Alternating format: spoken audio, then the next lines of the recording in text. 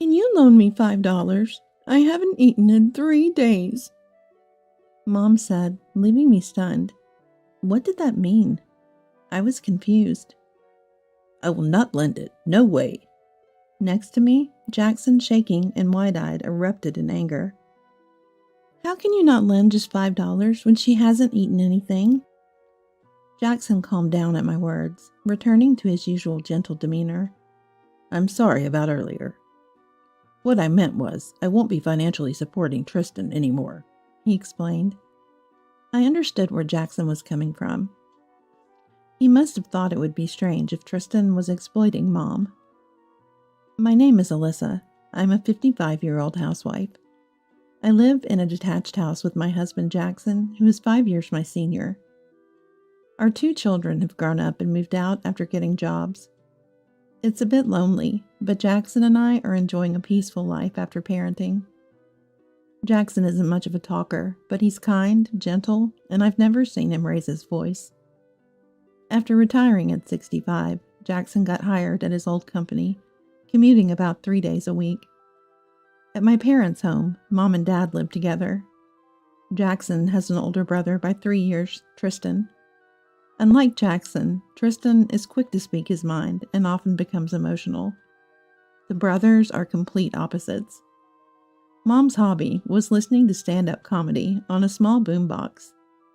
She had a large collection of stand-up comedy tapes and often laughed at them since I was a child. Dad was as kind as Mom, and I barely remember being scolded by him. Dad used to work in a restaurant and was skilled in cooking. I learned a lot about cooking from him. Dad enjoyed cooking steaks for family gatherings at Christmas and the like. I remember Tristan looking up to him, thinking it was cool. Dad often cooked dinner on weekdays. Sitting at the living room table, drinking coffee with Mom, waiting for Dad's cooking, Mom would say with a smile, "It's the opposite of most homes, with Dad busy in the kitchen and me relaxing," which was memorable. Seeing Mom's happy smile, I always thought I wanted to be like them when I got older. Then Dad passed away. He seemed healthy, but was suffering from cancer. His condition worsened rapidly, and Mom hardly had time to grieve. For a while, Mom became like a shell of herself, often zoning out. Worried that she might fall ill from grief, my children kept visiting and encouraging her. Thanks to that, Mom regained her spirits and could live smilingly like before. Around that time, Tristan decided to quit his job and open a pub. Perhaps influenced by my dad, who was a chef, Tristan is easily influenced. Maybe he thought Dad's knife skills were cool. The family opposed his decision to go independent in a not-so-great economic climate. Jackson was against it too. Tristan's selfish nature meant he would likely fail if he went out on his own, we thought. I doubted Tristan's chances of success, focusing only on appearances. Pouring his savings into it and mortgaging his apartment for a loan, Tristan opened the pub, but his arrogance was his downfall. Customers soon stopped coming, and the pub closed within a year. Family relations soured as the business failed, and his wife left him with their children when the pub closed. Tristan lost his family and apartment, leaving him with nothing but debt. Homeless, Tristan turned to my parents' house. While everyone blamed Tristan, only my mom was kind to him. "If you have nowhere to live, you can stay with us," she offered, suggesting they lived together. I was more worried than opposed. I could easily imagine Mom being troubled by Tristan's selfish and headstrong nature. Jackson shared my concerns, but to Tristan, it was as if luck had finally turned his way, and he moved in regardless. Looking back, this kindness would lead to unfortunate outcomes. Tristan, now living at my parents' house like a parasite, spent his days doing nothing in particular, just lazing around. Whenever I visited Mom, he was often lying on the sofa with a beer in one hand and a horse racing newspaper in the other. It seemed Tristan had become entirely too comfortable staying at my parents' home. After a while, Tristan got remarried without consulting or even informing us beforehand. as he began to live with Mom in my childhood home. His new wife, Abigail, was 9 years his junior, known for her flashy makeup and long nails. I met her once. She had a loud voice and was quick to speak her mind. I was worried about how Abigail's assertive personality would mesh with Mom's, wondering if they could get along. Abigail worked at Tristan's favorite bar and shared his interest in horse racing, which is how they got close. Tristan said she showed him how to enjoy life, though his idea of enjoyment was questionable. One rare occasion, Tristan and Abigail visited our home. They were job hunting without success and asked for a loan until they could find employment. "Could you support us just until I find my next job?" Tristan asked nonchalantly, legs crossed arrogantly on the sofa. His manner of asking made me doubt whether he was truly in need. "I've been thinking of starting part-time work too, but it's been hard to find anything." Abigail's tone was humble, yet something seemed off. I also noticed the expensive brand-name bag Abigail carried, which bothered me. Indeed, Tristan had lost everything after his business failure. That much was true. "All right, we'll help, but please make an effort to find work." Jackson must have had his reservations, but decided to support Tristan, his only brother. Like Jackson, I too thought it was best to support Tristan. We decided to provide Tristan and his wife with $2,000 a month for living expenses, money we had saved for our retirement, choosing to give it without mentioning anything. I believed this bad situation wouldn't last forever. Jobs would be found, the need for financial support would end, and they might even start repaying us, I hoped. In hindsight, my optimism was perhaps too great. A year passed without a word from Tristan and his wife. Unable to bear the lack of communication any longer, we decided to visit their home. No answer came from ringing the doorbell for a while, until Abigail finally responded, but only through the door, refusing to open it. "It's really inconvenient when you just show up without warning. You should at least call ahead. It's rude." Abigail snapped, not bothering to open the door. Even as I insisted on being let in, she refused. "We're busy right now," was all she would say. That day we left, defeated by Abigail's persistence. What concerned me more than the money was Mom. I would later regret not insisting on entering their home that day. A shocking event occurred just a few days after our visit to Tristan's. That day, a hurricane was passing through, with heavy rain and wind lashing outside. We had closed the shutters early and were hunkered down at home. Deep into the night, startled by the rain and wind hammering at the shutters, the doorbell rang repeatedly. "Ding dong! Ding dong! Ding dong! Ding dong!" Wondering what was happening, I decided to check on it, thinking it might be Tristan. Looking through the doorbell monitor, I saw Mom, drenched in the rain. "Alyssa, help me!" Mom pleaded through the doorbell.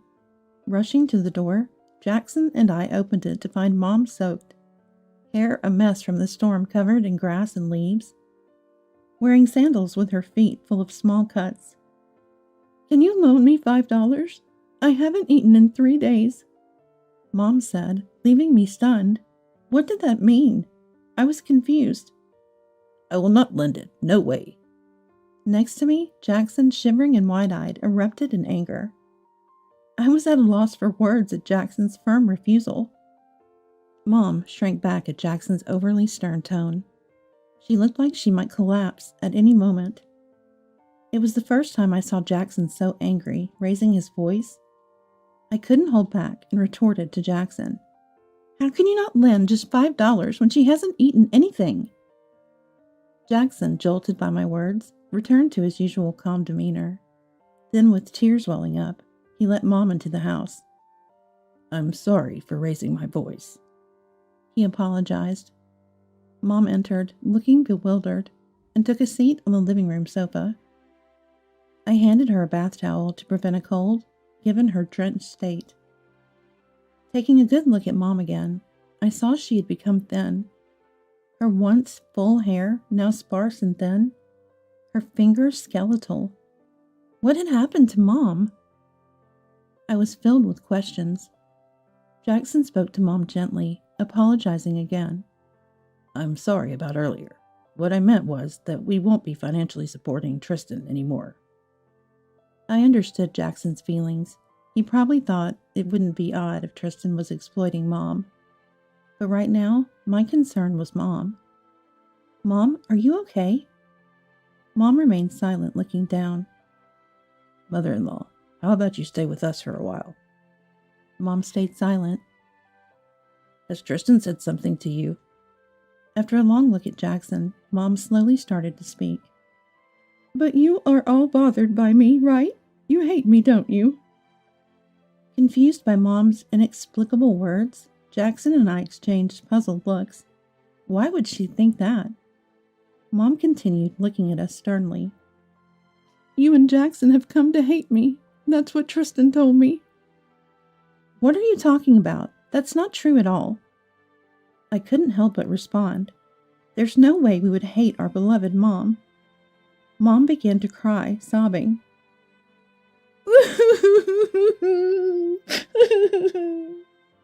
We've always loved you, Mom.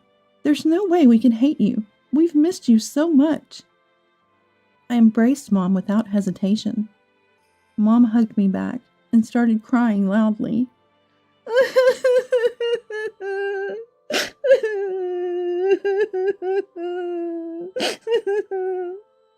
She talked about trying to leave the house in the middle of the night like a sleepwalker, wanting to see me. Since then, she was tied to the bed, unable to move. Not allowed to go to the bathroom. She was left with diapers by the bed. She was only untied for using the toilet, eating, and doing house chores. Mom's meals were limited to oatmeal, only twice a day. Tristan and Abigail constantly fed her lies about Jackson and me, claiming we had abandoned her, always hated her, piling up falsehoods. They would leave Mom restrained and not return, leaving her without food for 3 days. Unable to shower or use the toilet, she was forced to rely on diapers. Believing her life was at risk, Mom managed to free herself and escape. Hearing the shocking extent of her suffering, we were speechless. Such cruelty was beyond human. Were Tristan and his wife devils? All I felt was immense pity for Mom. Considering the distance, it would take an hour on foot under normal circumstances. Much longer for Mom, especially during a hurricane. The thought of her struggle to reach us brought me to tears. Don't worry, from now on, we'll protect you. Mom nodded repeatedly to these words, relieved. So what was all that Tristan and Abigail told you? It turns out everything they said was a lie. Mom looked shocked, never having doubted others or experienced such malice. A series of unbelievable events for Mom. Probably Tristan was counting on living here and targeting your old age pension. But don't worry, we'll take care of you, Mom. Mom, reassured by those words, smiled warmly. I made clam chowder for Mom, Dad's specialty. Mom murmured nostalgically. It brings back memories. Savoring it, Jackson, tears in his eyes, muttered to himself while looking at Mom. I'll never forgive Tristan and the others for putting you through this. When I asked Mom where Tristan and the others were, she mentioned they went to Kentucky for horse racing. It seems there's a big race tomorrow, so they probably won't return until then. Jackson and I began plotting our retaliation. The next morning, I prepared Dad's recipes for breakfast for Mom. Mom, who had lost her appetite, ate only a little, but commented, It's been a long time since I've had something this delicious. Seeing Mom eat with a smile made my heart ache even more. How could someone as kind and unsuspecting as Mom have gone through such hardship? After finishing her meal, Mom quietly started to speak. They said they didn't like my attitude. Too pretentious. They kicked me. I gasped in shock. How could anyone do something so terrible? My heart ached with sorrow for what Mom had endured, and tears spilled over. Mom tenderly wiped away my tears. Alyssa, I'm sorry for bringing this up. Mom looked down, apologetic. Mom, it's not your fault. We'll protect you from now on. You won't have to go through this ever again. Mom looked at me with a smile. I returned the smile to Mom. After breakfast and calming down, I took Mom, who had showered, to the hospital. The diagnosis revealed severe malnutrition and dehydration. Given her age, hospitalization was advised, so Mom was admitted for a few days. No other illnesses were found, and she could be discharged soon once her nutrition improved. However, the doctor, after examining Mom, asked about her living situation in a stern tone. I detailed the circumstances Mom was in. The doctor suspected I might be abusing her. After my explanation cleared up the misunderstanding, the doctor smiled and said they would contact social services. Abuse was strongly suspected. This was exactly what I had hoped for, so I readily agreed. Soon, a social service agent arrived and discussed Mom's diet, confinement, and the violence she suffered. Mom's body had bruises all over. The agent, shocked by the severity, said they would consult with the police. Watching Mom sleep peacefully, I regretted not noticing sooner and visiting her. My tears streaming down my face. Mom, I promise we won't forgive them. They will pay for this. I gripped my mom's frail hand tightly. Mom woke up and smiled at me. When you go to my house, please bring the boombox and the stand-up comedy tapes, all of them. Those were Mom's favorites. I nodded firmly. The next morning, Jackson and I headed to Tristan's family home. My anger surpassed my sadness. But Jackson was even angrier than I was. We thought no one was home when our doorbell presses went unanswered, so we were about to leave when a sleepy voice finally responded. Knowing Tristan and the others were inside, we used the key we had to open the front door and entered. Abigail, surprised to see us in the living room. "What are you two doing here all of a sudden?" exclaimed. When I confronted Abigail with, "What's wrong with the children visiting their parents' home?" she hesitated, saying, "Well, it's not that, but," trailing off. Looking around the house, it was overflowing with trash, and the smell of rotten food hit my nose. The floor felt sticky.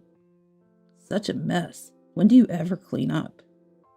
Jackson asked in astonishment. Tristan, lying on the sofa, clicked his tongue at us.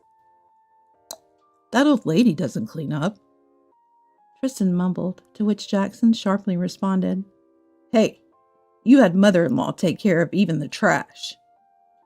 Jackson glared at him with piercing eyes. Tristan covered his mouth, realizing his mistake, and left the living room. Jackson hurled words at Tristan as he walked away. "Your breath smells like alcohol. Have you been drinking all night?" I took another look at Abigail. Abigail's hair was disheveled. Her shirt was stretched out at the neck, revealing her undershirt. Her makeup seemed not fully removed, with black smudges around her eyes. Noticing my scrutinizing gaze, Abigail, perhaps embarrassed, looked down with a sour expression. "When you visit someone's house, it's common courtesy to call ahead. It's annoying otherwise." Abigail picked up a barely smoked cigarette from the ashtray and lit it. "So your idea of normal is sleeping past noon without cleaning?" Abigail was at a loss for words. As Abigail struggled to respond, Tristan came back shouting loudly, "Hey, where'd that old lady go?" He must have just realized the bed was empty. "We're taking care of her. She was in such bad shape nutritionally that we had her admitted to the hospital. A little later, and it could have been life-threatening." I exaggerated a bit about Mom's condition. Tristan glared at Abigail. "That's what I said. You went too far." Abigail, fed up, retorted to Tristan, You're the one who said to tie her up because she's noisy at night. Besides, it's her fault for not helping out around the house, even though we feed her. Listening to them start insulting each other, I felt an unbearable anger. Mom hadn't eaten for 3 days, and she had no money at all. It's too much. It can't be helped. Tristan doesn't work, so we have no income. We're saving money. Yet Tristan and Abigail looked well-fed and had healthy complexions with fat around their bellies. Despite that, you two are fat and look healthy. And where have you been these past few days? Wherever we want to be. Abigail turned sullen and evasive. Jackson picked up a horse racing newspaper nearby and threw it at Tristan. You were at the horse races in Kentucky. We already know. Tristan scratched his head, looking uncomfortable. Well, that's, Seeing Tristan and Abigail's unrepentant, parasitic way of life, stealing from others, filled me with anger and tears. While Mom was wasting away, you two didn't work, living off the money we sent and Mom's old age pension, going out and about. Jackson, too, must have been furious, raising his voice to denounce Tristan. You didn't even provide mother-in-law with proper meals, tying her to the bed at night. According to Mom, Tristan and Abigail had been living a slothful life, squandering the money Jackson sent and Mom's old age pension on drinking, gambling at horse races and casinos. Where's your proof? The old lady must be making it all up. Abigail came at us aggressively. Is this Abigail's true nature? Reluctantly, I decided to present the evidence. I brought the boombox Mom cherished from the bed she had been sleeping in to the living room. In the living room, I inserted a stand-up comedy cassette tape into the boombox. Why? How does stand-up comedy prove anything? Gonna teach us a lesson, comedian? Tristan and Abigail looked at me with a sneering smile. I pressed the play button regardless. Just tie her up. We're going to make a killing at the horse races in Kentucky, so behave. See, if you don't behave, you'll hurt like last time. When we get back, tell us where the banking card and seal are. Really? Can't find it anywhere. Where did you hide it? What came out of the boombox wasn't stand-up comedy, but an audio recording of Tristan and Abigail abusing Mom. Mom had recorded the abuse over the stand-up comedy tapes. That's why she wanted them brought to her. Hearing this recording, Tristan and Abigail collapsed to their knees, as if all strength had left them. Was this what Tristan called the joy of life? Mom has become so thin, almost just skin and bones, all because of you two. We don't know anything about that, Abigail shouted back at us loudly. As Jackson and I looked down on Tristan and Abigail, the doorbell rang. Ding dong! They're here. I headed to the door. I returned to the living room with the police and a social services officer. Faced with the unexpected visitors, Tristan and Abigail looked shocked. The social services officer showed Tristan and Abigail the hospital's diagnostic report and the doctor's opinion. The police went to check the bed. You've committed a serious crime. You'll be paying for it from now on. Let the police thoroughly investigate and see for yourself how terrible the things you've done are. We also handed over the cassette tape that recorded the abuse to the police. Tristan and Abigail will be judged for their crimes accordingly. Jackson spoke to Tristan. We won't be sending money anymore. We're cutting ties with you. This house belongs to Mom. We're going to sell it. Don't come back here. Suddenly, Tristan bowed deeply. Perhaps he finally realized his situation. Alyssa, if we lose this house, we'll have nowhere to live. I'll really look for a job this time. Please forgive us. Abigail also bowed deeply. I'll take care of mother-in-law too. Please forgive us. Now that they found themselves in a desperate situation, their attitude became completely opposite, calmly apologizing. It's too late. We can't trust you two anymore. Please, just this once, forgive us. This one time. How long will they keep saying just this time? Do they think we'll relent? You will pay for your crimes no matter what. Don't ever contact us again. Jackson pulled out a debit card from the box containing the cassette tapes. Is this what you were desperately looking for? The debit card contained the money Dad and Mom had saved diligently and Dad's life insurance. I pulled the debit card out from between the boombox and showed it to Tristan and Abigail. So it was there all along. If only we had that. Wow. Tristan and Abigail began to cry out loudly. Even as the police took Tristan and Abigail away, they continued to insult each other. A futile effort till the end. They were crying and wailing as they were forced into the police car and taken away. The evidence against Tristan and Abigail included not just the audio recording of abuse, but also the restraints found on the bed. Additionally, the loud yelling of Tristan at night and Abigail's shrill screams, as reported by neighbors, served as testimony to the abuse. Further investigation revealed that a substantial life insurance policy had been taken out on Mom, leading to intense interrogations day after day. The police, calling it an inquiry, informed me of this.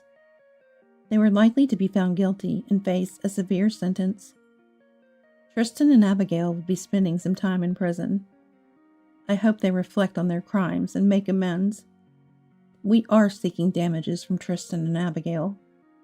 After their release, they will have to make payments for the rest of their lives.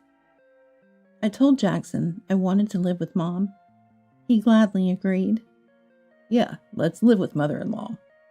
We decided to consult with Mom and use the money from selling the house for renovations.